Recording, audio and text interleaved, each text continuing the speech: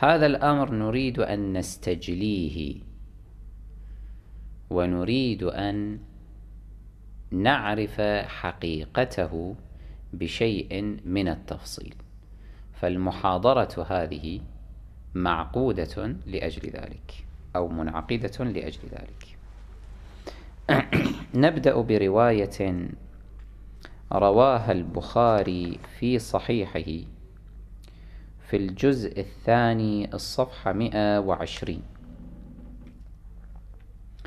عن عائشة أنها قالت: لما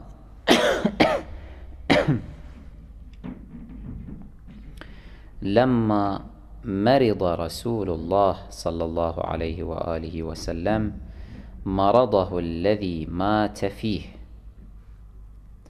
فحضرت الصلاة، فأذن، أي أذن المؤذن، أو فأذن، فقال: مروا أبا بكر فليصلي بالناس. أأمروا أبا بكر فليصلي بالناس لأنني لا أتمكن من النهوض. فقيل له: إن أبا بكر رجل أسيف، إذا قام في مقامك لا يستطيع أن يصلي بالناس. تقول عائشة على حد زعمها: فقيل له، أي آخرون قالوا لرسول الله اعتراضا على هذا الأمر النبوي، مروا أبا بكر فليصلي بالناس، أنه أبو بكر رجل أسيف. أسيف يعني رقيق، سريع التأثر، سريع الدمعة. إن أبا بكر رجل أسيف، إذا قام في مقامك لا يستطيع أن يصلي بالناس. إذا وقف في مقامك يا رسول الله فإنه من شدة رقته وتأثره، من شدة خشوعه في الصلاة وتأثره، لأنك أنت لست بحاضر، يواصل البكاء في الصلاة فلا يتمكن من إتمامها، وبهذه الطريقة تختل الصلاة فتختل الجماعة. إن أبا بكر رجل أسيف، إذا قام في مقامك لا يستطيع أن يصلي بالناس. ضعوا خطا تحت قولها فقيل له، لأننا سنعرف فيما بعد من خلال روايات عائشة نفسها التي يرويها البخاري نفسه أنها ناقضت نفسها في هذا الأمر، واعترفت في روايات أخرى بأنها هي التي قالت أو زعمت هذا الأمر على أقل تقدير. فلما ها هنا تقول فقيل له، وكأنها تنسب هذه المقولة أن أبا بكر رجل أسيف تنسبها إلى غيرها. تتمة الرواية: وأعاد فأعادوا له، يعني أعاد رسول الله قوله مروا أبا بكر فليصلي بالناس، والناس الذين قالوا له إن أبا بكر رجل أسيف أعادوا له نفس القول، أي اعترضوا للمرة الثانية. فأعاد الثالثة فقال في المرة الثالثة: إن كنا صواحب يوسف. يوجه النبي الأكرم صلى الله عليه وآله خطابه ها هنا على حد زعم عائشة إلى زوجاته، ويشبههن بصواحب يوسف. من هن اللاتي شبههن بصواحب يوسف؟ هل هن كل زوجاته أم قسم منهم؟ سنعرفه من خلال شرح علماء البكريين لهذه الرواية فيما بعد. وما معنى هذا التشبيه بصواحب يوسف الفاسقات أيضا سنعرفه فيما بعد من خلال مطالعة ذلك الشرح، فالبث معنا. فأعاد الثالثة في المرة الثالثة فقال إضافة إلى قوله مروا أبا بكر فليصلي بالناس، قال إن كن صواحب يوسف، مروا أبا بكر فليصلي بالناس. يعني 3 مرات النبي على حد زعم عائشة كرر هذا الأمر، أن أبا بكر يجب أن يصلي بالناس، ولكن بعض الناس قالوا له رجل أسيف لم تعينه. وفي المرة الثالثة أعاد فأعادوا له، وأهان هؤلاء الناس بقوله لهم إن كن صواحب يوسف، وهذا يكشف عن أن القول متوجه إلى نساء.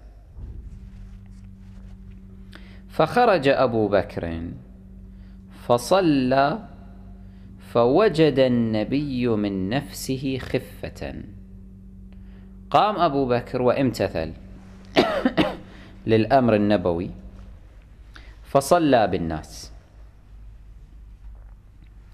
النبي في هذه الأثناء وجد من نفسه خفة، يعني شوية خفف عنه ألم المرض الذي كان قد حل به، فوجد من نفسه خفة أنه قادر شيئا ما على أن يقوم ويصلي بالناس.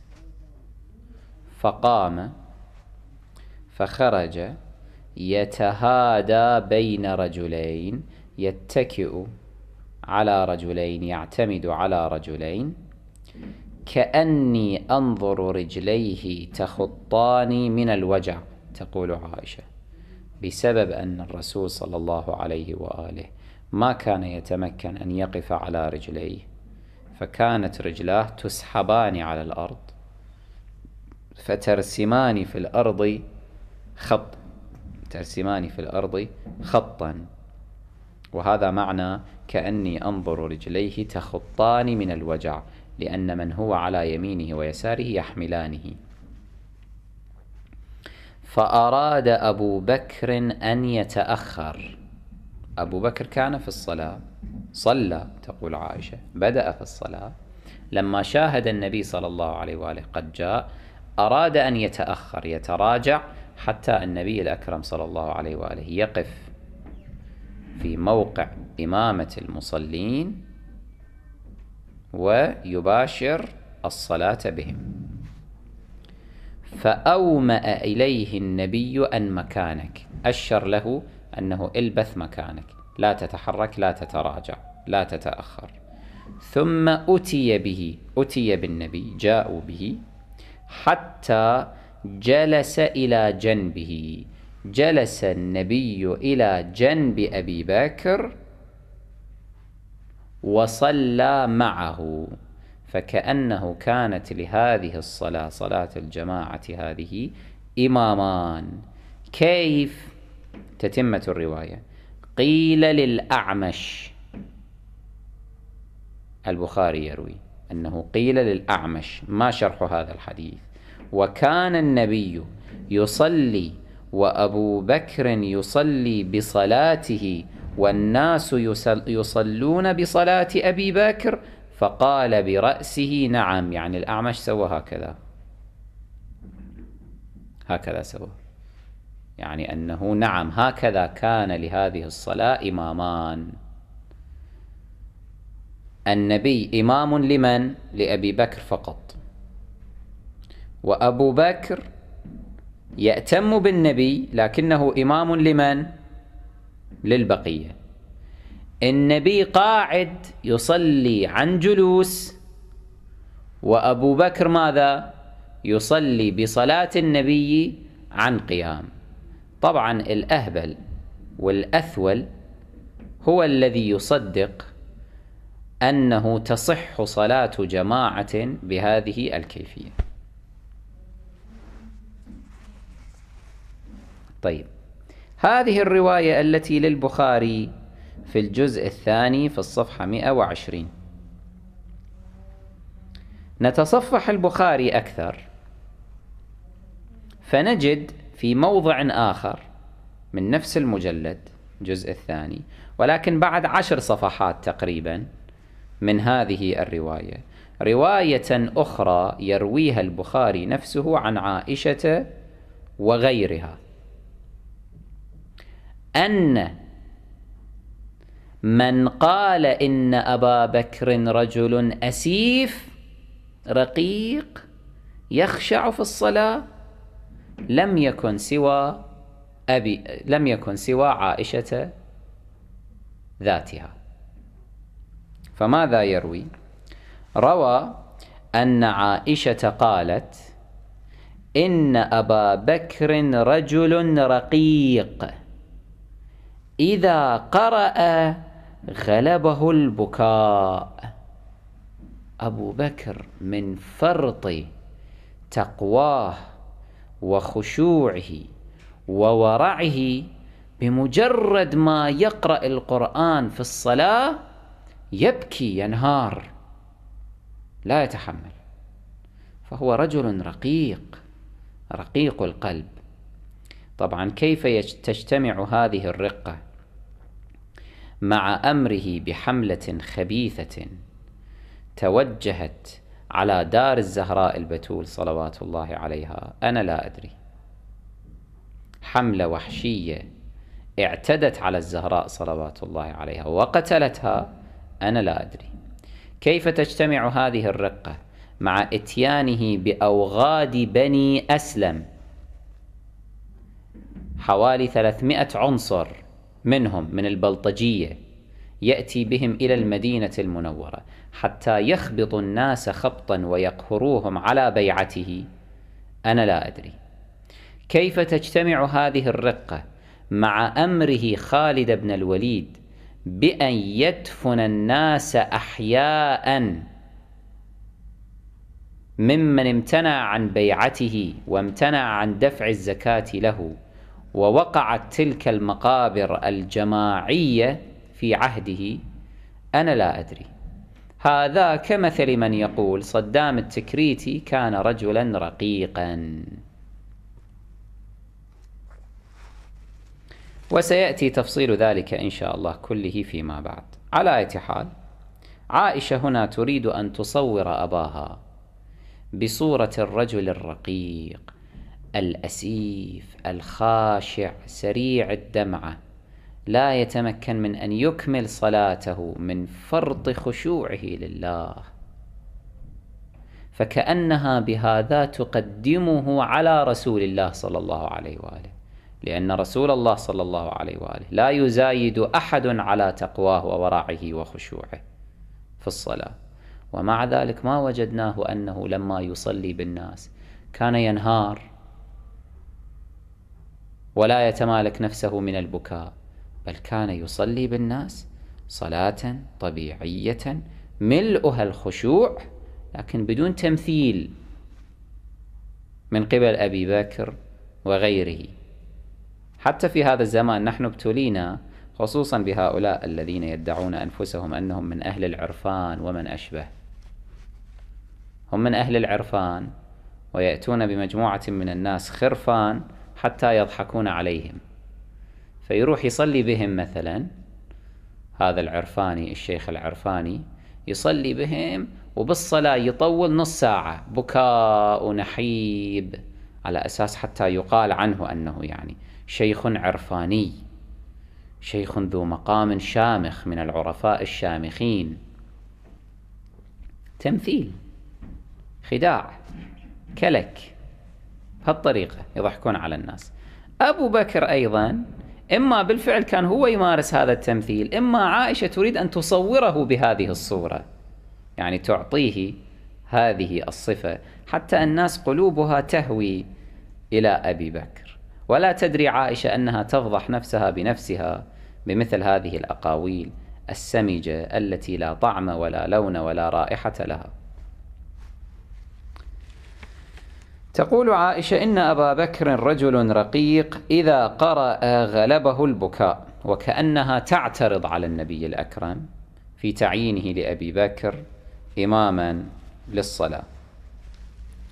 قال: مروه فليصلي، فعاودته. قال: مروه فليصلي للمرة الثالثة: إن كن صواحب يوسف.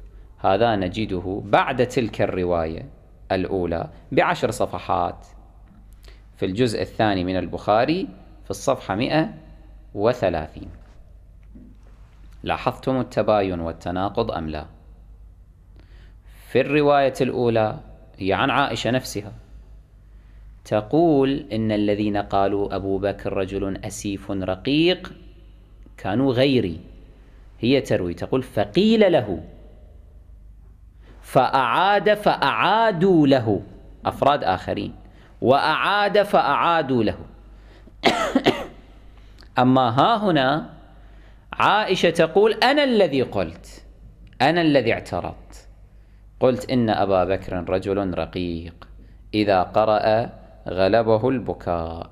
هذه أولى التناقضات في هذه القصة المزعومة. والتناقض آية ماذا؟ آية الكذب.